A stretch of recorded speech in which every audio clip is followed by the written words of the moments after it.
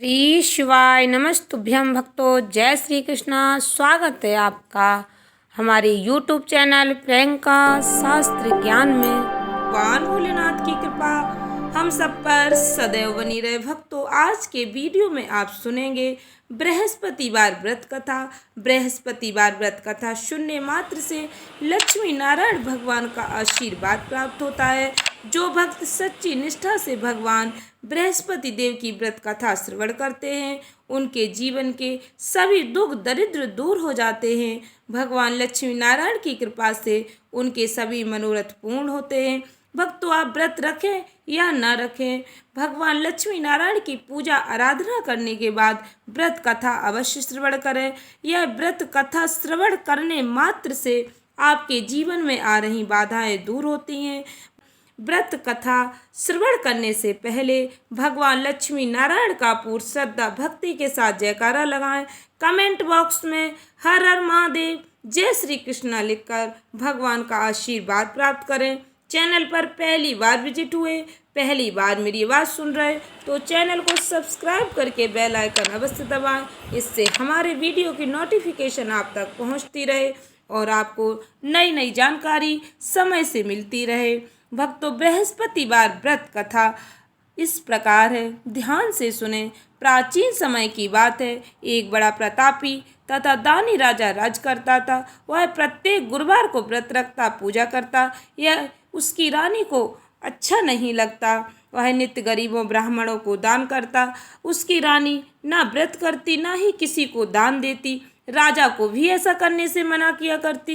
एक समय की बात है, राजा शिकार खेलने वन को गए हुए थे। घर पर रानी और दासी थी। उस समय गुरु बृहस्पति देव साधु का रूप धारण कर राजा के यहाँ भिक्षा मांगने आए। साधु ने रानी से भिक्षा मांगी तो वह कहने लगी, हे साधु महाराज, मैं इस दान और पुण्य से तंग आ गई हूँ। आप कोई ऐसा उपाय बताएं जिससे सारा धन नष्ट हो जाए और मैं आराम से रह सकूं। न रहेगा बांस, न बजेगी बांसुरी। साधु रूपी बृहस्पति देव ने कहा, हे देवी, तुम तो बड़ी विचित्र हो। संतान और धन से कोई दुखी होता है। संतान और धन तो पापी के घर भी होने चाहिए। अगर तुम्हारे पास अधिक धन है तो इसे शुभ कार्यों में खर्च करो, जिससे तुम्हारे दोनों लोग सुधरें। परंतु साधु की इन बातों से रानी पर कोई प्रभाव नहीं पड़ा। उसने कहा, मुझे ऐसे धन की आवश्यकता नहीं जिसे मैं दान करूं, जिसको संभालने में ही सारा समय नष्ट हो जाए। साधु ने कहा, यदि तुम्हारी ऐसी इच्छा है तो जैसा मैं तुम्हें बताता हूँ तुम वैसा ही करना। बृहस्पतिवार के दिन घर को गोबर से लीपना, अपने केसों को पीली मिट्टी से धोना, केसों को धोते समय स्नान करना, राजा से हजामत बनाने को कहना, भोजन में तामसिक भोजन करना, कपड़ा धोबी के यहाँ धुलने डालना। इस प्रकार 7 बृहस्पतिवार करने से तुम्हारा समस्त धन नष्ट हो जाएगा। इतना कहकर साधु बने बृहस्पति देव वहाँ से अंतर ध्यान हो गए। साधु के कहे अनुसार करते हुए रानी को केवल 3 बृहस्पतिवार ही बीते थी कि उसकी समस्त धन संपत्ति नष्ट हो गई। भोजन के लिए परिवार तरसने लगा।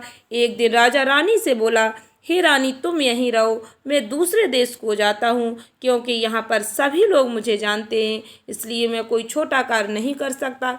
ऐसा कहकर राजा परदेश चला गया। वहाँ वह जंगल से लकड़ी काट कर लाता और शहर में बेचता। इस तरह वह अपना जीवन व्यतीत करने लगा। इधर राजा के बिना रानी और दासी दुखी रहने लगी। एक समय जब रानी और दासी को 7 दिन तक बिना भोजन के रहना पड़ा तो रानी ने अपनी दासी से कहा, हे दासी, पास ही के नगर में मेरी बहन रहती है, वह बड़ी धनवान है, तू उसके पास जा और कुछ ले आ ताकि थोड़ी बहुत गुजर बसर हो जाए। दासी रानी की बहन के पास गई। उस दिन बृहस्पतिवार था। रानी की बहन उस समय बृहस्पतिवार की कथा सुन रही थी।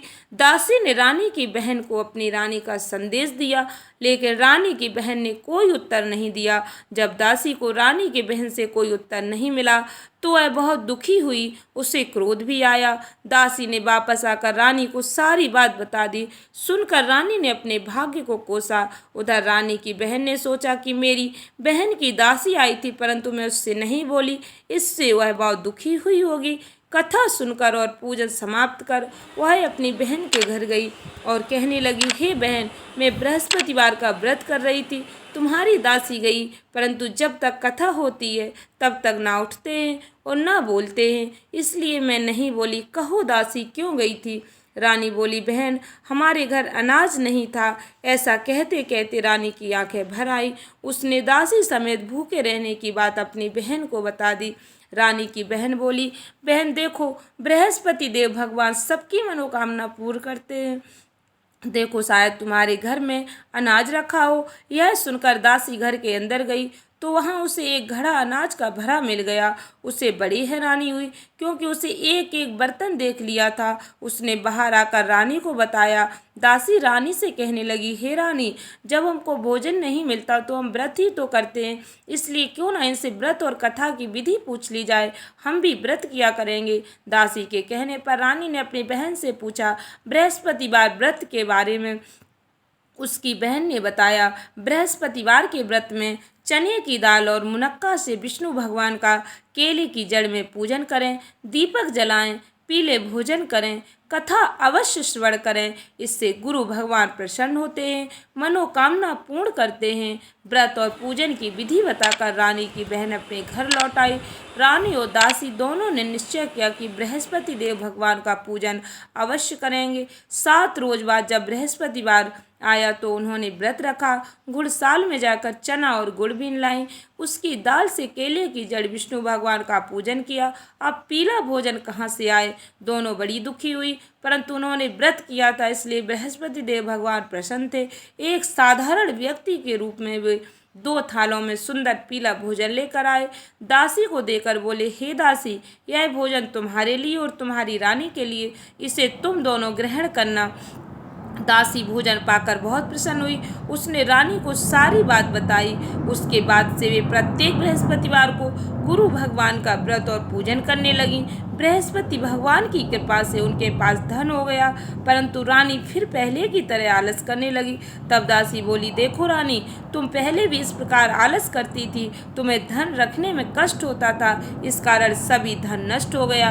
अब गुरु भगवान की कृपा से धन मिला है तो फिर तुम्हें आलस होता है। बड़ी मुसीबतों के बाद हमने यह धन पाया, इसलिए हमें दान पुण्य करना चाहिए, भूखे मनुष्यों को भोजन कराना चाहिए, प्याऊ लगवाओ, ब्राह्मणों को दान दो, कुआं तालाब बावड़ी का निर्माण कराओ, मंदिर पाठशाला बनवा कर ज्ञान का दान करो, कुंवारी कन्याओं का विवाह करवाओ, धन को शुभ कार्यों में खर्च करो, जिससे तुम्हारे कुल का यश बढ़े, स्वर्ग प्राप्त हो और पिता प्रसन्न हो। दासी की बात मानकर रानी शुभ कार्य करने लगी, उसका यश फैलने लगा। एक दिन रानी और दासी आपस में विचार करने लगी कि न जाने राजा किस दशा में होंगे, उनकी कोई खोज खबर नहीं है। उन्होंने श्रद्धा पूर्वक गुरु बृहस्पति देव से प्रार्थना की, राजा जहाँ कहीं भी हों शीघ्र वापस आ जाएं। उधर राजा परदेश में बहुत दुखी रहने लगा।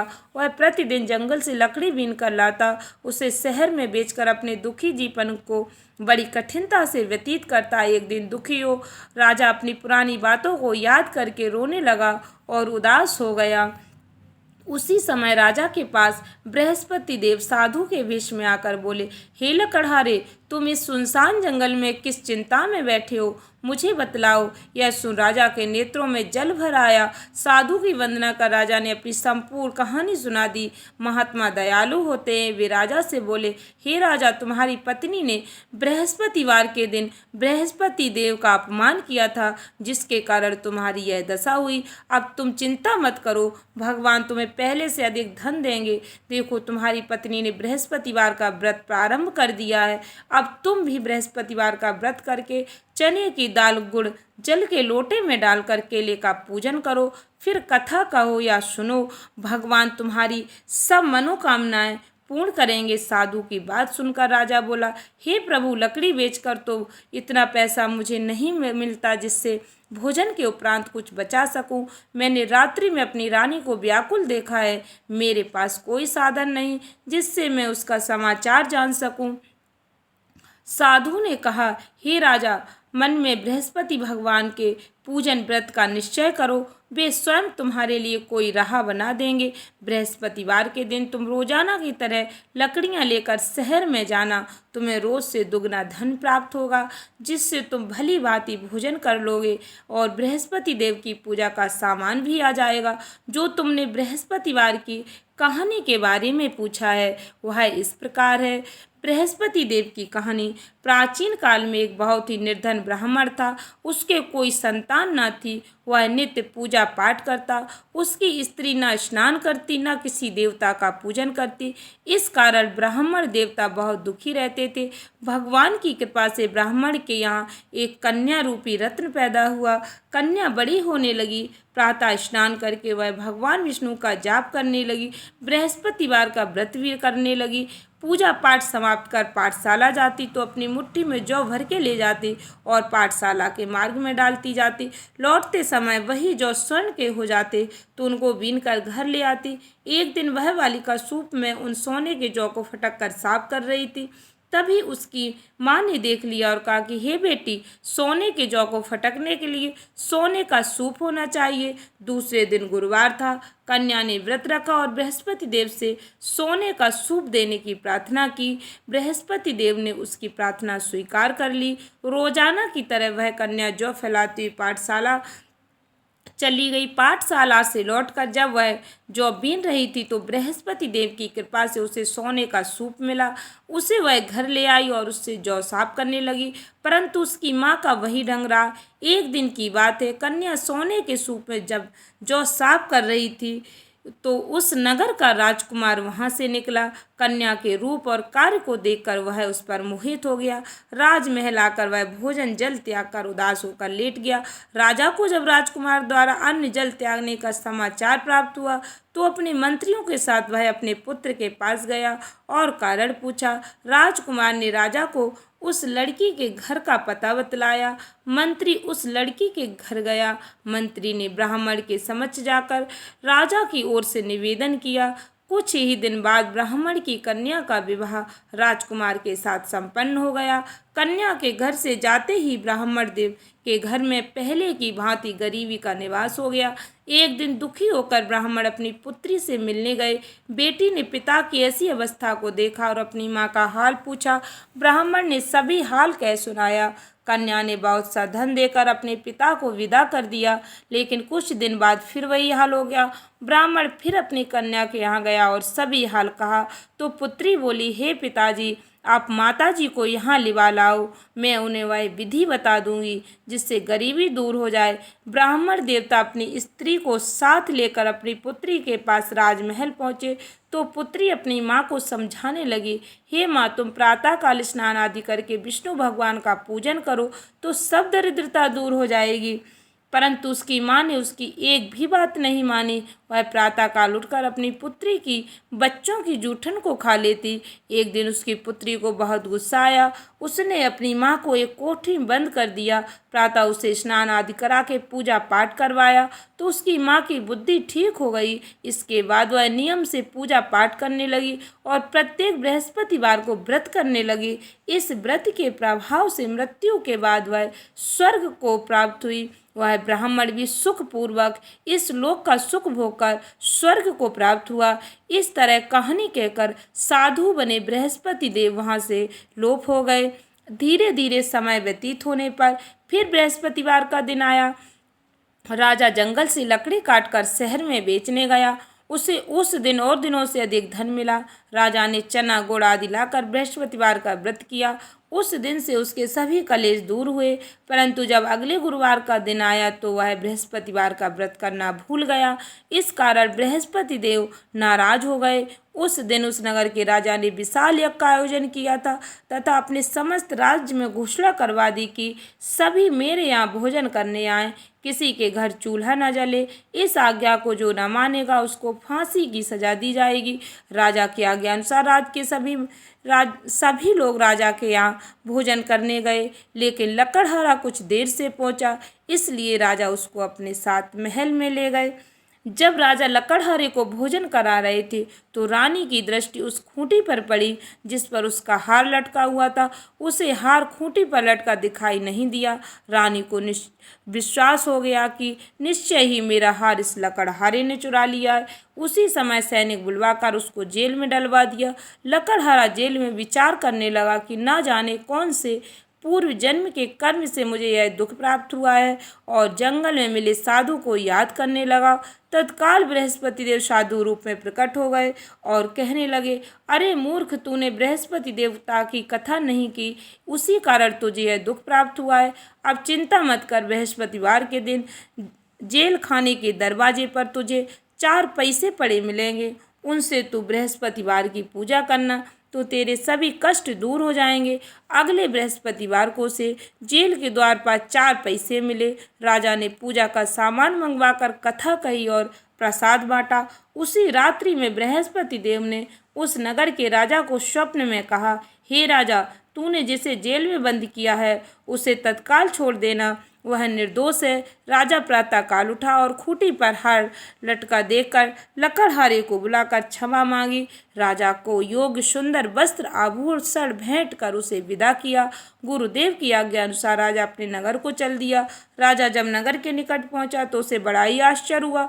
नगर में पहले से अधिक बाग, तालाब, कुएं, बहुत सी धर्मशालाएं, मंदिर आदि बने हुए थे। राजा ने पूछा, यह किसका बाग और धर्मशाला है? तब नगर के सब लोग कहने लगे, यह सब रानी और दासी द्वारा बनवाए गए। राजा को आश्चर्य हुआ और गुस्सा भी आया कि उसकी अनुपस्थिति में रानी के पास धन कहाँ से आया होगा। जब रानी ने यह खबर सुनी कि राजा आ रहे तो उसने अपनी दासी से कहा, हे दासी, देख राजा हमको कितनी बुरी हालत में छोड़ गए थे, वह हमारी ऐसी हालत देखकर लौट न जाएं, इसलिए तू दरवाजे पर खड़ी हो जा। रानी की आज्ञा अनुसार दासी दरवाजे पर खड़ी हो गई और जब राजा आए तो उन्हें अपने साथ महल में लेवा लाई। तब राजा ने क्रोध करके अपनी तलवार निकाली और पूछने लगा, बताओ यह धन तुम्हें कैसे प्राप्त हुआ है? तब रानी ने सारी कथा कह सुनाई। राजा ने निश्चय किया कि मैं रोजाना दिन में 3 बार कहानी कहा करूँगा और रोज व्रत किया करूँगा। सभी लोग सप्ताह में 1 बार व्रत करते हैं, किंतु मैं प्रतिदिन व्रत किया करूँगा। दिन में 3 बार कहानी कहा करूँगा। अब हर समय राजा के दुपट्टे में चने की दाल बंधी रहती। दिन में 3 बार कथा कहता। एक रोज राजा ने विचार किया कि चलो अपनी बहन के यहाँ हो आए। इस तरह का निश्चय कर राजा घोड़े पर सवार हो अपनी बहन के यहाँ चल दिया। मार्ग में उसने देखा कि कुछ आदमी एक मुर्दे को लिए जा रहे हैं। उन्हें रोककर राजा कहने लगा, अरे भाइयों, मेरी बृहस्पतिवार की कथा सुन लो। वे बोले, लो, हमारा तो आदमी मर गया, इसको अपनी कथा की पड़ी। परंतु कुछ आदमी बोले, अच्छा कहो, हम तुम्हारी कथा भी सुनेंगे। राजा ने दाल निकाली और कथा कहनी शुरू कर दी। जब कथा आदि हुई तो मुर्दा हिलने लगा और जब कथा समाप्त हुई तो राम राम करके वह मुर्दा खड़ा हो गया। राजा आगे बढ़ा, उसे चलते चलते शाम हो गई। आगे मार्ग में उसे एक किसान खेत में हल चलाता मिला। राजा ने उसे कथा सुनने का आग्रह किया, लेकिन वह नहीं माना। किसान बोला, जब तक मैं तेरी कथा सुनूंगा तब तक मैं 4 हरैया खेत जोत लूँगा, जा अपनी कथा किसी और को सुनाना। राजा आगे चल पड़ा। राजा के हटते ही बैल पछाड़ खाकर गिर गए। किसान के पेट में बहुत जोर से दर्द होने लगा। उसी समय किसान की माँ रोटी लेकर आई। उसने जब देखा तो अपने पुत्र से सब हाल पूछा। बेटे ने सभी हाल बता दिया। बुढ़िया दौड़ी दौड़ी उस घुड़सवार के पास पहुंची और उससे बोली, मैं तेरी कथा सुनूंगी, तू अपनी कथा मेरे खेत पर ही चलकर कहना। राजा ने लौटकर बुढ़िया के खेत पर जाकर कथा कही, जिसको सुनते ही बैल खड़े हो गए। किसान के पेट का दर्द भी बंद हो गया। राजा अपनी बहन के घर पहुंच गया। बहन ने भाई की खूब मेहमानी की। दूसरे रोज प्रातःकाल राजा जागा तो वह देखने लगा कि सभी लोग भोजन कर रहे हैं। राजा ने अपनी बहन से पूछा, ऐसा कोई मनुष्य नहीं जिसने भोजन नहीं किया हो, जो मेरी बृहस्पतिवार की कथा सुन ले। बहन बोली, हे भैया, यह देश ऐसा ही, यहाँ लोग पहले भोजन करते, बाद में अन्य कोई काम करते। फिर वह एक कुम्हार के घर गई जिसका लड़का बीमार था। उसे मालूम हुआ कि उनके यहाँ 3 दिन से किसी ने भोजन नहीं किया। रानी ने अपने भाई की कथा सुनने के लिए कुम्हार से कहा। वह तैयार हो गया। राजा ने जाकर बृहस्पतिवार की कथा कही, जिसको सुनकर उसका लड़का ठीक हो गया। अब तो राजा की प्रशंसा होने लगी। एक दिन राजा ने अपनी बहन से कहा, हे बहन, मैं अपने घर को जाऊंगा, तुम भी तैयार हो जाओ। राजा की बहन ने अपनी सास से पूछा, अपने भाई के साथ जाने की आज्ञा मांगी। सास बोली, हाँ तू चली जा, मगर अपने लड़कों को मत ले जाना, क्योंकि तेरे भाई के कोई औलाद नहीं है। बहन ने अपने भाई से कहा, हे भैया, मैं तो चलूँगी, मगर कोई बालक नहीं जाएगा। अपनी बहन को भी छोड़कर दुखी मन से राजा अपने नगर को लौट आया। जब कोई बालक ही नहीं जाएगा तो तुम ही क्या करोगी। राजा दुखी होकर अपने नगर को लौट आया। राजा ने अपनी रानी से सारी कथा बताई और बिना भोजन किए वह लेट गया।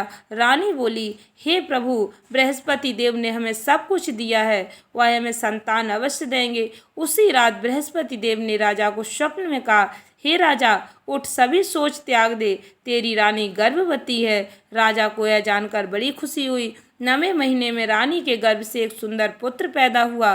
तब राजा बोला, हे रानी, स्त्री बिना भोजन के रह सकती है, परंतु बिना कहे नहीं रह सकती। जब मेरी बहन आए तो तुम मुझसे कुछ मत कहना। रानी ने हाँ कर दी। जब राजा की बहन ने यह शुभ समाचार सुना तो वह बहुत खुश हुई और बधाई लेकर अपने भाई के यहाँ आई। रानी ने तब उसे आने का उल्हाना दिया। जब भाई अपने साथ ला रहे थे तब तो नहीं आई, उनके साथ ना आई, आज अपने आप ही भागी भागी बिना बुलाए आ गई।